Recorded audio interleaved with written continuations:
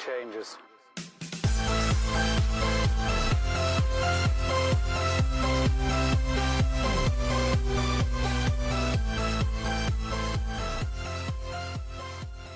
Hey, what's going on, everybody? Welcome into the channel. This is gonna be one of those unpopular opinion videos, but I see it in all kinds of Facebook groups and Instagram and Twitter and everywhere all the time, and I get asked about it in my emails once in a while.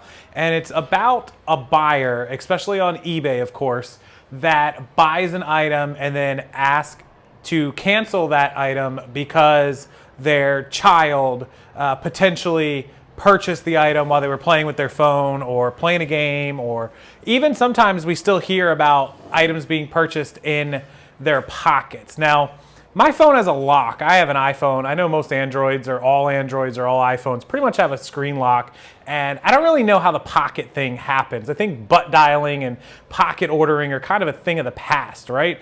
But the entire topic about a child purchasing an item or playing a game and then clicking on apps and buying all that stuff.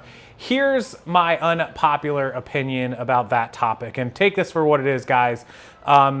I think if you're going to allow a child of a certain age, and I don't even know what age to put on it if you can, but if you're going to allow a minor to play with your phone or your tablet, your iPad, what have you, and we all know, I think we can all agree that kids as young as like 3, 4, 5, I don't know, they're capable of clicking and buying stuff. They were capable of it before, and now Amazon and eBay and all these posh, I think, even have such one-click purchases and two-click purchases that it's so much easier now. So we can all agree that these kids have the smarts and the capability to do it. And with that in mind, if we're going to allow them to play with our devices, which is fine, we've got to take steps to minimize what it is they're clicking on. Now, I'm making this targeting eBay or Posh or some kind of online e-commerce purchase, but there's far worse things they could do than simply just spend some money. As if spending money isn't bad enough, it could overdraft your account, it could cause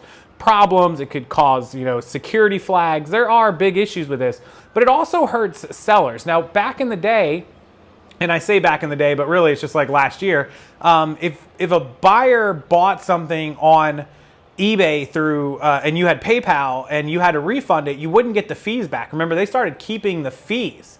Now, through managed payments, that's not a thing, so that is kind of out the window, and that's helpful, but it's still like a pain. There's still like relisting cost, and it's just a time and effort thing for a seller, not to mention if you buy it and then it takes hours and hours to get through the process and call them or contact them in the cancellation, they could potentially lose another sale. If a kid is putting in auction bids on stuff that's ruining your bidding on an auction, there's a lot of negative things that could happen. And so my opinion is, if you're going to allow a child to play, or anyone to play with your phone who has access to this stuff, you need to do one of three things. One is you've got to make it clear, don't touch my stuff, don't go out of this game you're playing, don't click off of Candy Crush, you don't click eBay, Amazon, all that stuff. So obviously kids don't always listen. I get it. So step 2 is hide those apps. Put them into their own folder, drag them to the back of your phone. Don't make them so easily accessible to the kids. If they don't see it, it's kind of like out of sight, out of mind. I know that's not 100%. I get it. I don't have a bunch of kids playing on my phone. A lot of you do. But it's helpful, right? So a car alarm doesn't stop 100% of burglars from breaking into cars, but it is a deterrent, and it helps reduce that, right? So hiding your apps, having the conversation, making sure that they're aware of the rules, hiding the apps the best that you can. And third, if you can, put individual passwords on these apps that you have to sign into that is going to take your facial or your thumb or a typed in password. You can do that. You can sign out of these apps when you hand a kid your phone and sign back in when you're using them. And I know that's like not the most great idea. It's kind of frustrating, but look, you got to do what you got to do to prevent it. And finally, the fourth one, this is the obvious answer, is get them their own device. Get them their own little cheapo first edition iPad or iPod Touch or an iPhone that you don't even put service on and you just use on Wi-Fi or what have you.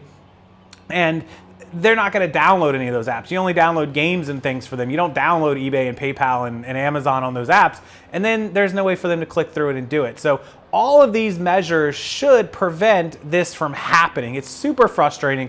And no, it didn't happen to me. I think in the last 2 or 3 years of selling online, thousands and thousands of transactions, probably only one that I can remember somebody told me that that's what happened.